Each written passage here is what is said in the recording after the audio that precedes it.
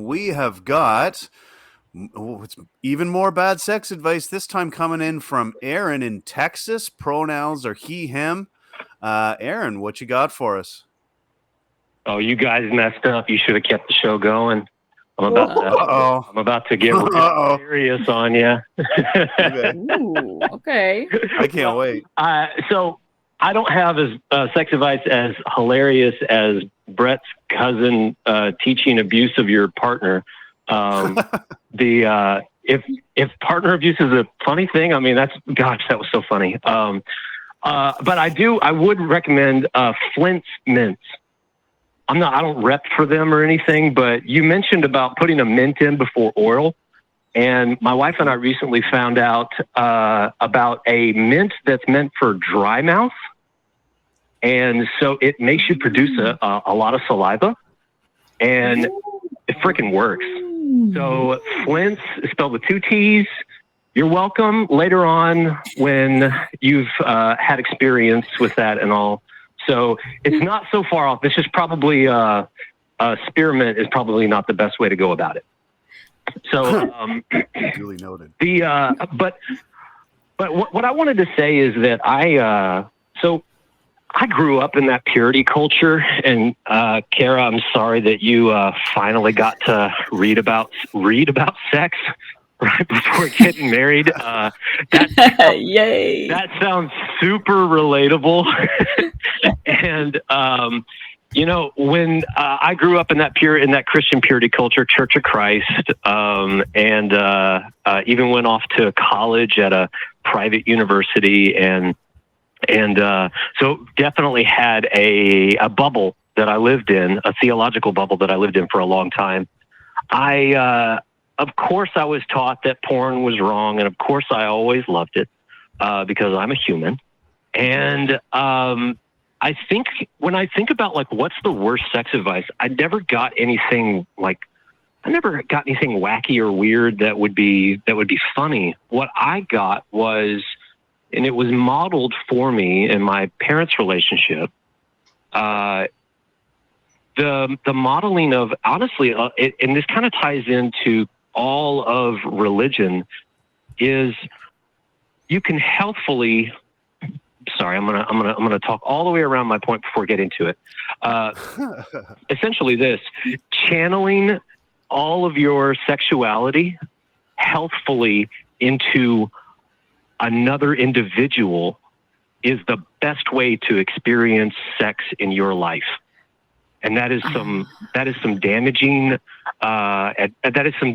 modeling that I received growing up, that I've only just now in the past, say, year or so, started to realize just how damaging that was. And this is why I say it's not just related to sex. It's actually an entire, it's an entire worldview. When you mentioned before about Abrahamic religions, did somebody say Abrahamic religions, or was I watching? Yeah. I've been watching several secular sexes recently. No, that was this one. We were talking about circumcision. Okay, cool. I think it came up. Oh, fuck. Okay, that. Nothing but religion makes someone want to say, "Let's grab a knife and touch our genitals with it." You know, I mean, unless you're into that, but gosh, you got to be careful, right? I've been pissed about being circumcised when I found out that it could be more pleasurable. So maybe that's some bad advice. Is, hey, let me hold you down, little minute-old Aaron, and let's cut on your penis. Yeah. So I think the worst sex, honestly, the worst first sex advice I ever got was hold still, and that was that's when I was circumcised. Okay. Also, did not center around consent on that one either. Yeah. Yes, absolutely. and that's the fucking tragedy of it, is that it was never a choice. Okay, so but I would say that honestly, I know you guys have a show to get onto, but I think honestly what it is about Abrahamic religions is that teaches you how to be codependent. And so it's an entire philosophy of I'm going to reach outside of myself to get fixed. The notion, first of all, is that you're a problem and something outside of you is the solution. So reach out and get the solution. And so ever since that, my worldview has shifted to being to grounding self-compassion meditation. I learned that actually through Christy Powell and talking about Kristen Neff. Ever since I learned that, I have learned that I am I can be good in myself. I can ground myself. I can be compassionate to myself. I don't have to have everything figured out, including sex. And then I can move outward. But because I had that modeled in religion, I treated sex the same way when I was coming up. And so I was waiting until marriage, dry humping every now and then having that shame ritual that good Church of Christ boys do. But for me, it was realizing that the same way that I approach the rest of life and religion is the same way that I approach sex. Like another person, I could hang all of that sexual satisfaction on another person instead of realizing that, hey, I got this, like I can, there's solo time, there's time with other people, there's time with my partner, there's like all of that can have a place. And, but I'm good because that's all here in me. Maybe that's too vague, but that's... No, I think you put that really well. Janice, you look like you've got something to contribute to that. Yeah, Aaron is touching on so many really important things related to purity culture and Abrahamic religions. And so we are mostly familiar with Christianity, but that whole idea that men have evil minds and women have evil bodies. And so female job is to completely cover, in some cultures from head to toe, literally, to basically be invisible. And then the male's job is to become utterly disconnected from his sexuality. And this really causes a lot of trouble. And you mentioned the word shame. And sexual shame is a huge part of the fallout from purity culture. And so I think that's something significant that we could talk about for a couple minutes. If Nate and Kara, if you guys want to talk about that for a minute, we can. Oh, absolutely. Yeah. And in my mind, purity culture is, inseparable from bad sex advice. I'm a little biased, but right. Yeah. Even when we think of the metaphors that are given for women's purity, right? Like the crumpled rose. You got a beautiful, pristine rose and a crumpled rose. You got an Oreo that you get all to yourself, or an Oreo that everyone else has licked. There's gum. What about the chewed gum? That's right. Chewed gum. You pass it around in youth group. How gross. Youth group is the worst. And then who's going to want that gum? Or the paper that's glued together. You can't rip it apart. And this is what it's like when you have sex with someone. So there's all these really unhelpful metaphors about it. And we can end up with a lot of sexual shame when there's nothing wrong with sex, and there's nothing wrong with us, and there's nothing wrong with us enjoying sex. Consensuality is all that matters. Just having consent, and I mean enthusiastic consent and informed consent, right? The other person needs to know what's coming their way, and they get to have full say whether they want to participate or not. So consent is something we start teaching in childhood, and we insist upon it. But then also we need to identify the sources of sexual shame that are kind of rattling around in our head. Whose voice is that exactly? And to recognize that those messages aren't yours. Those aren't your beliefs. Those were your mother's belief. Those were your grandmother's belief or your pastor's beliefs. Those do not have to be your beliefs. And so we need to switch from our judgment to curiosity. Always switch from judgment to curiosity anytime we can. And sex is no different. Giving ourselves permission to be curious about pleasure. and teaching ourselves, learning about pleasure without any judgment on it. Just what feels good, what tastes good. I don't judge myself because I really like ice cream and I don't like green beans. That's not a judgment. That's just a personal taste that I have. And sex is the same way. Pleasure is the same way. So really fostering that curiosity and experimentation and making pleasure our goal. We want to learn about pleasure, how to receive it and how to give it to our partner. There you go. That's my soapbox. When you were all right. So I have a question, Carol. When you were a Christian, listening to what Janice just said, would you, pleasure being the goal, that would have been a red flag. When I listen to people in our community talk, I hear red flags all over the place still, and maybe I always will, but of that being danger.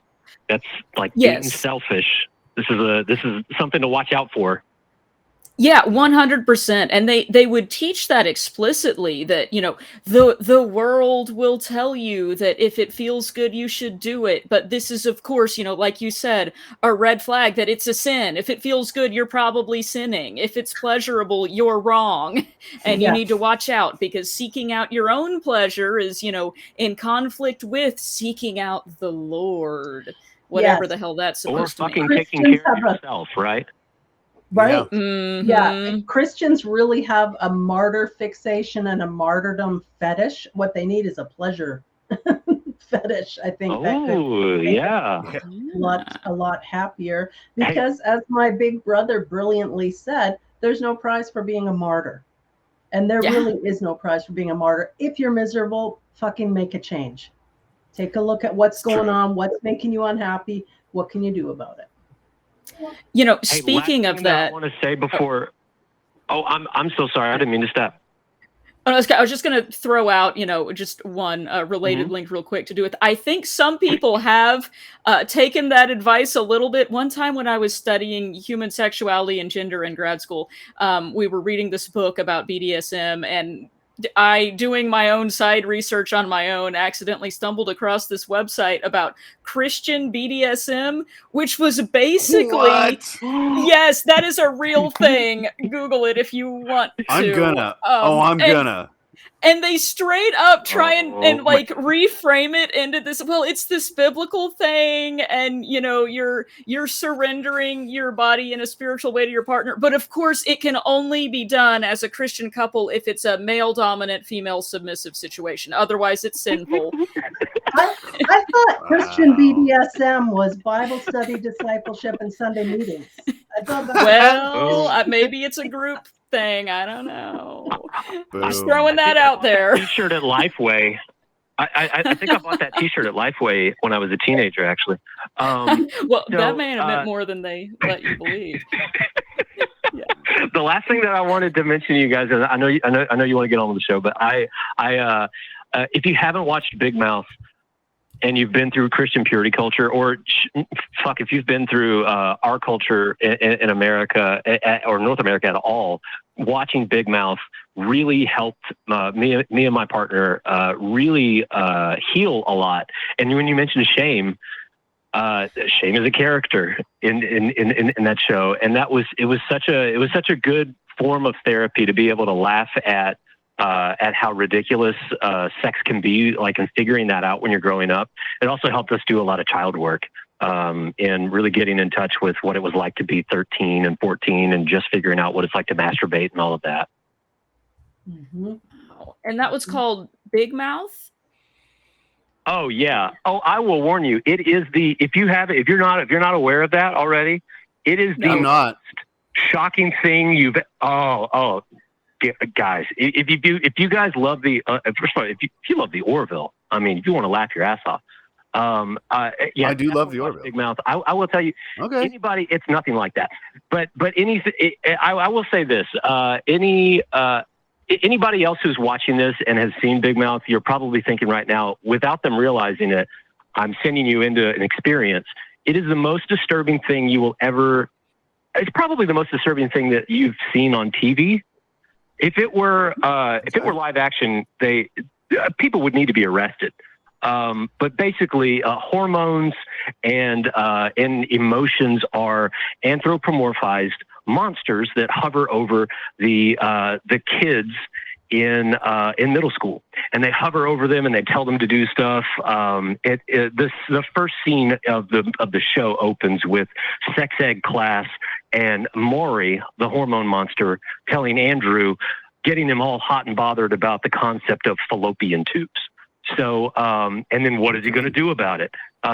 So Nick Kroll, John Mulaney, fucking fantastic show. Actually, I'll say this: Kristen Wiig plays the voice of the vagina of one of the characters. Sold. That should be sold. Sell it right there, right? Yeah. Sold. Absolutely. All right, Aaron, we do have to move on, but if you happen to tune in again and hear that, what's turning me on this week is Big Mouth, you will know that and Flint's Mint. you played a role in that. All right. Thanks for calling in. You have a great night, Aaron. Take care, guys. Yeah, you too.